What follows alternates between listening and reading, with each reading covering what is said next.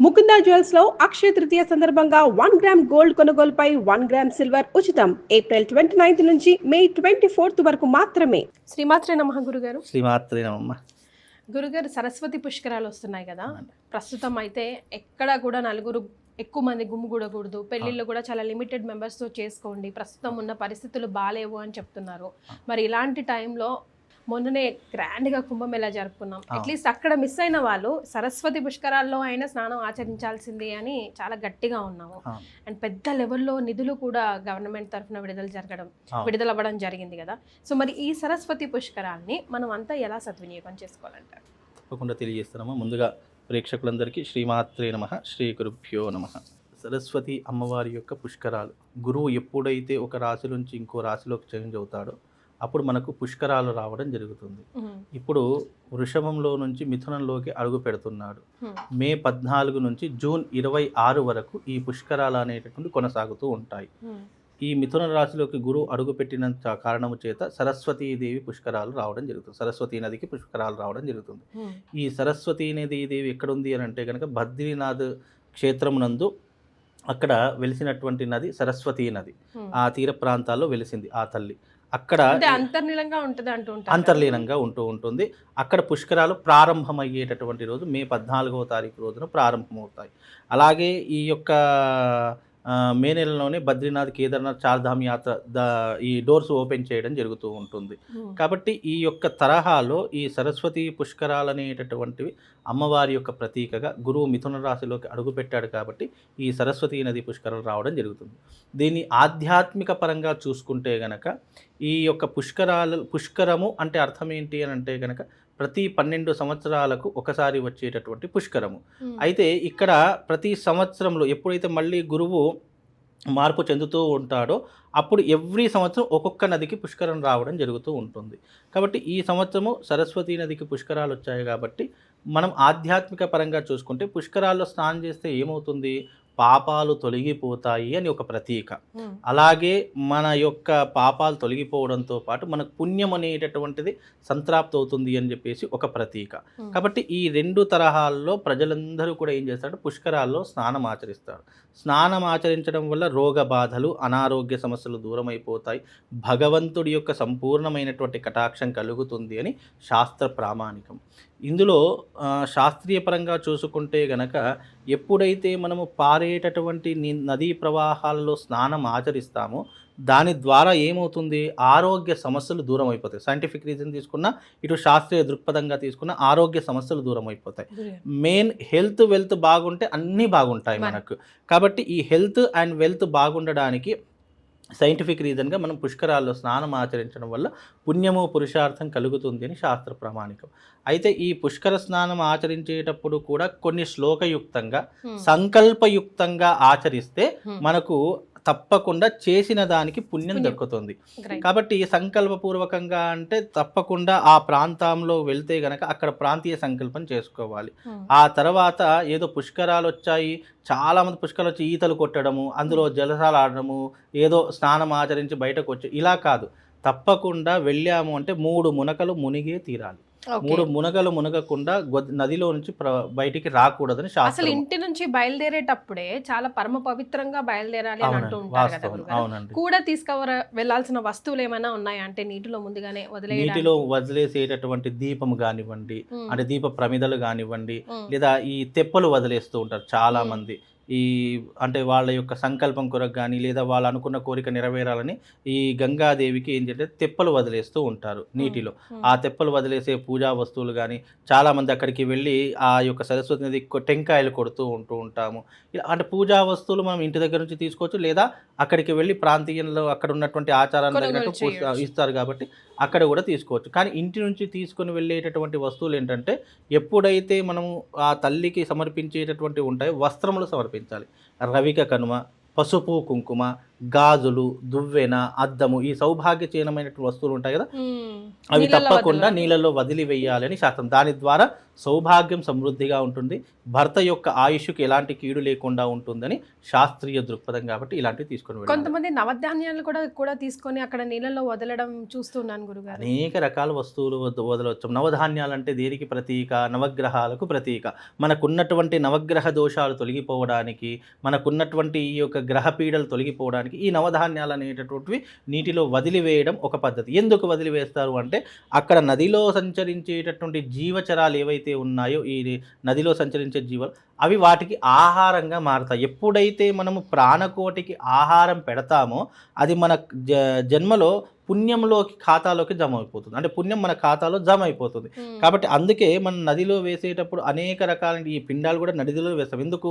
అవి జలచరాలు తింటాయి కాబట్టి, తినడం ద్వారా మనకు మోక్ష ప్రాప్తి కలుగుతుంది కాబట్టి. అందులోనూ ఈ ధాన్యాలు కూడా అప్పుడప్పుడు నదిలో వేస్తూ ఉంటాము.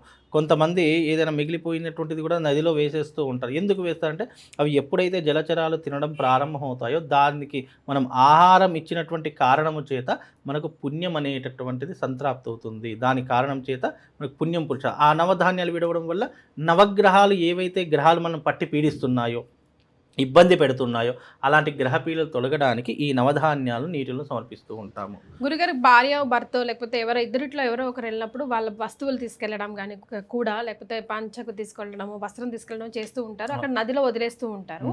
ఇక్కడ నుంచి కూడా అక్కడ స్నానం ఆచరించిన బట్టలు అక్కడే వదిలేసి రావాలని కూడా ఒక అపోహ ఉంది. అది అపోహనా నిజమేనా? అది అపోహనమ్మా. అక్కడ అలాంటి నియమం ఏమీ లేదు. చాలా మంది ఈ మధ్యకాలంలో చూస్తున్నాం, ఎక్కడ తీసిన బట్టలు అక్కడే ఆ నది తీరంలో పారేస్తూ ఉన్నారు.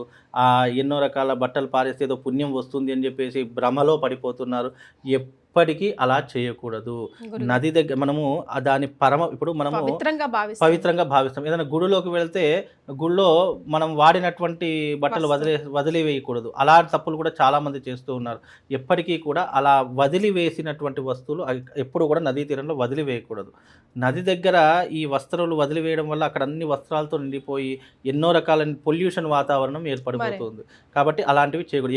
ఇక్కడ ఇది అపోహ మాత్రమే. శాస్త్రంలో నువ్వు నది దగ్గరికి వెళితే నీ దుస్తులు అక్కడే వదిలివేసి వేయాలి అనేటటువంటిది శాస్త్రంలో అయితే లేదు.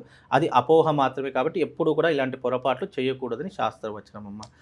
చాలా మంది కూడా ఎలాగో స్నానమే కదా చేయడానికి వెళ్తున్నామని ఇంట్లోనే లేదంటే ఇక్కడ నుంచి ఎక్కడికైనా వెళ్ళి హోటల్ రూమ్ లో బస్ చేస్తూ ఉంటారు కాబట్టి ఫ్రెష్ అయ్యి వెళ్ళరు గురుగారు. అది చాలా చాలా పెద్ద తప్పు అంట కదా. చాలా తప్పు. ఈ మధ్యకాలం ఇది చాలా ఈ కుంభమేళ జరిగింది కదా మొన్న, చాలా మట్టుకు ఇలాంటివి చూసాను. ఎలాగో నది దగ్గరికి వెళుతున్నాగా అక్కడే స్నానం చేసేద్దాంలే, అక్కడే బ్రష్ చేసేద్దాంలే అని చెప్పేసి పాచిముఖంతో స్నానం చేయకుండా నదిలో అక్కడ స్నానం చేయడం, దాంతో ఎన్నో రోగాలు సంతృప్తి అవుతాయి తప్ప దానివల్ల వచ్చే ప్రయోజనం. ఎప్పుడైనా సరే మనం గుడికి ఎంత పవిత్రంగా వెళతామో నదీ తీరానికి కూడా అదే పవిత్రంగా నువ్వు అక్కడ స్నానం చేసినప్పటికీ కూడా ఇంట్లో స్నానం చేసే నదీ తీరానికి వెళ్ళాలి. ఇది చాలా మట్టుకు గుర్తుపెట్టుకోండి. ఎందుకంటే ఈ మధ్యకాలంలో నదులకు వెళ్ళేవాళ్ళు, పుష్కరాలకు వెళ్ళేవాళ్ళు ఎలాగో అక్కడే స్నానం చేస్తాం కదా, అక్కడే మనం స్నానం చేసి ఇక్కడ గుడికి వెళదాం అనుకుంటారు. కానీ నువ్వు నదిలోకి వెళ్ళేటప్పుడు కూడా తప్పకుండా స్నానం చేసి నదిలో అడుగు పెట్టాలి తప్ప నువ్వు ఈ దుర్వాసన ఉన్నటువంటి శరీరంతో అడుగు పెట్టావా నీకు ఇంకా ఇతరుల పాపాలు నీకు సంక్రమిస్తాయి. ఎవరైతే ఆ నదిలో స్నానం చేసిన పాపాలు పోగొట్టుకుందాం అనుకుంటారో వాళ్ళ పాపాలు వీళ్ళకి సంక్రమిస్తాయి అని శాస్త్రం. ఎందుకంటే అందుకే నదిలో కానీ, దేవాలయాలలో కానీ, పుణ్యక్షేత్రమునందు కానీ, నదీ తీర ప్రవాహ ప్రాంతంలో కానీ శుచి శుభ్రత చాలా ఇంపార్టెంట్. నేను ఏదో స్నానం చేస్తున్నాను కదా అని చెప్పేసి ఒక 2-3 రోజులు స్నానం చేయకుండా నదిలో దిగామనుకోండి, దాని యొక్క దుర్గంధం విపరీతంగా కలుగుతుంది. దానితో పాటు పాపాలు కూడా ఇతనికి అంటుకుంటాయి. ఏ రకంగా మనం నమ్ముతాము అంటే ఈ పుష్కరాల్లో స్నానం చేస్తే పాపాలు పోతాయని ఎలాగైతే నమ్ముతామో, నువ్వు స్నానం చేయకుండా వెళ్తే ఆ పాపాలు నీకు అలాగే అంటుకుంటాయి అనేది గుర్తుపెట్టుకోవాలి. ఇలా ఎప్పటికీ కూడా చేయకూడదని శాస్త్రం అమ్మ. రైట్ గురుగారు, మరి స్నానం ఆచరించేటప్పుడు ముఖ్యంగా ఆ 3 మునుగులు మునిగేటప్పుడు ఏదైనా పఠించుకోవాల్సిన మంత్రం ఉందంటారా? తప్పకుండా ఉంటుంది. ఓం గంగే చయమునే చైవ గోదావరి సరస్వతి నర్మదా సింధు కావేరి జలేస్మిన్ సన్నిధం కురు అనే మంత్రం చెప్పుకుంటూ 3 సార్లు నీళ్లు వేసుకోవాలి, తల మీద చల్లుకోవాలి. ఆ తర్వాత ఓం అపవిత్ర పవిత్రో వా సర్వావస్థాంగతోపి వా యత్మరేత్ పుండరీకాక్షం సభాభ్యాయంతర శుచి అనేటటువంటి మంత్రాన్ని కూడా చెప్పుకోవాలి. ఆ తర్వాత ఈ మంత్రాలు చెప్పుకొని 3 మునకలు మునగాలి. అలాగే 3 మునకలు మునిగిన తర్వాత తప్పకుండా ప్రతి ఒక్కరు సూర్యుడికి అర్ఘ్యం వదలాలి అని శాస్త్రం. ఎందుకంటే ఎప్పుడైతే గోదావరిలో మనం స్నానం, అంటే ఈ గోదావరి కాదు, సరస్వతి కాదు, తుంగభద్ర కాదు, ఏ నదిలో స్నానం చేసినా 3 మునకలు మునిగిన తర్వాత దోసిట్లో తప్పకుండా నీళ్లు తీసుకోవాలి. నీళ్లు తీసుకొని స్వామివారి యొక్క మంత్రం, సూర్యుడికి సంబంధించిన మంత్రం ఉంటుంది. ఓం సప్తాశ్వరదమారూఢం ప్రచండం కశ్యపాత్మజం శ్వేత పద్మధరం దేవం తం సూర్యం ప్రణమామ్యహం అనే మంత్రం చెప్పుకుంటూ అర్ఘ్యం వదలాలి. 3 సార్లు అర్ఘ్యం, 3 మునకలు 3 అర్ఘ్యములు. ఇవి 3 మునిగిన తర్వాత అర్ఘ్యం వదిలిన తర్వాత ఆ జీవుడికి యమలోకములో చిత్రగుప్తుడు అనేక పాపాలను రద్దు చేస్తాడట. దీని యొక్క పరిణామం కూడా మనకు ఈ యొక్క మత్స్య పురాణంలో చెప్పడం జరుగుతుంది. అంటే మత్స్య పురాణంలో మనిషి యొక్క పాపాలను ఏ రకంగా దూరం చేసుకోవచ్చు, ఏ రకమైనటువంటి స్నానం ఆచరించవచ్చు, ఎలాంటి దైవిక కార్యక్రమాలు ఆచరించవచ్చు అని మత్స్య పురాణంలో చెప్పడం జరిగింది. అంటే నీవు 3 మునకలు మునిగి 3 సార్లు అర్ఘ్యం వదిలితే నీకు 100 జన్మల పాపాలను ఒక్కసారిగా తుడిచేస్తాడట. చిత్రగుప్తుడి యొక్క చిట్టాలు ఉంటాయి కదా, దాంట్లో 100 జన్మల పాపాలు తొలగింపజేసి ఆ పాపాల ప్లేస్లో నీకు పుణ్యాన్ని కలిగిస్తాడట. కాబట్టి ఇలాంటి విధానాలు కూడా ఈ పుష్కరాల్లో ఆచరణ చేసుకోవాలి. ఇంకా ఎన్నో రకాలైనటువంటి విధి విధానాలు. నువ్వు పుష్కరాలకు వెళ్ళినప్పుడు సబ్బులు లాంటివి, షాంపూలు లాంటివి వాడకూడదు. నువ్వు పుష్కరాలకు వెళితే నీ అందం ఏమైపోతుందో, ఆ నీళ్లు అశుభ్రంగా ఉన్నాయని చెప్పి నీళ్ళు దిగకుండా ఉండి ఏదో తల మీద చల్లుకుండవడం, ఇలాంటివి చేయడం వల్ల కూడా నీకు పాపం అవుతుంది. ఆ నీళ్ళు ఎలాగైనా ఉన్నట్టు, గంగ ఎప్పటికైనా పవిత్రమే. మనము చేసినటువంటి కాలుష్యానికి ఆ రకంగా మారిపోతూనే తప్పు మనది పెట్టుకొని ఈ నీళ్ళు ఇలా ఉన్నాయి, ఆ నీళ్ళు ఇలా ఉన్నాయి, అక్కడ చేద్దాం, ఇక్కడ నీకు అలా మునగడం ఇష్టం లేకపోతే ఒక బకెట్లో నీళ్ళు తీసి కనీసం దాంతో స్నానమైనా ఆచరించు. ఒళ్ళు మొత్తం తడవాలి. ఈ రకమైనటువంటి పద్ధతులు ఆచరిస్తే తప్పకుండా గోదావరి సరస్వతి పుష్కరాల యొక్క పుణ్య ఫలితం ఆ జీవుడికి తప్పకుండా కలుగుతుందమ్మా. రైట్. రావాలి, వెళ్ళాలి, స్నానం ఆచరించాలని ప్రతి ఒక్కరికి ఉంటుంది గురుగారు, కానీ అందరికీ కుదరకపోవచ్చు. సో అలాంటి వాళ్ళ కోసం ప్రత్యామ్నాయ మార్గం ఏంటి అంటే, మన ఇంట్లో ఉన్న జలం ఉంటుంది కదా, అందులో ప్రతి ఒక్కరి ఇంట్లో కొళాయితో నీళ్లు దింపుకొని, బకెట్లు నింపుకొని, మనకు ఏదైనా ఈ యొక్క నదీ తీరానికి వెళ్ళినటువంటి వాళ్ళు కానీ, ఈ పుణ్యక్షేత్రాలు వాళ్ళ ఇంట్లో గంగాజలం ఉంటుంది, తీసుకురావచ్చా గురుగారు? గంగాజలం తీసుకురావచ్చు. ఒక కాశీ గంగాజలం తప్ప మిగతా ఏ గంగాజలం అయినా ఇంటికి తీసుకురాదు. ఒక కాశీ జలం మాత్రం తీసుకురాకూడదు శాస్త్రము. ఎందుకంటే అది మహాశ్మశానముతో సమానం. అక్కడ అస్థిక నిమజ్జనం జరుగుతూ ఉంటుంది. 365లో అస్థిక నిమజ్జనం జరుగుతుంది. కాబట్టి ఆ నీళ్లు మాత్రం పనికిరావు. అలాగే మిగతా ఏ నదుల జలాలైనా కూడా పనికి వస్తాయి. అవి తీసుకొచ్చేసి మన ఇంట్లో ఉన్నటువంటి నీటిలో కలుపుకోవాలి. కలుపుకున్న తర్వాత చిటికెడు పసుపు వేయాలి. పసుపు వేసిన తర్వాతనే మనం ఆ స్నానం ఆచరిస్తే అది శుద్ధిగా ఉంటుంది. గంగ కంటే పవిత్రంగా మారేటటువంటి జలము.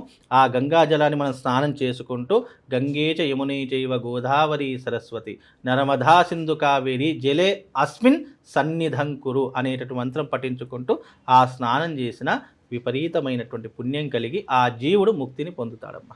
రైట్. చాలా సంతోషం గురుగారు. సరస్వతి పుష్కరాలకి సంబంధించి అసలు ఏం చేయాలి, ఏం చేయకూడదు, ఎలా చేయాలి అన్నది చాలా కులంకుశంగా వివరించారు. శ్రీమాత్రే.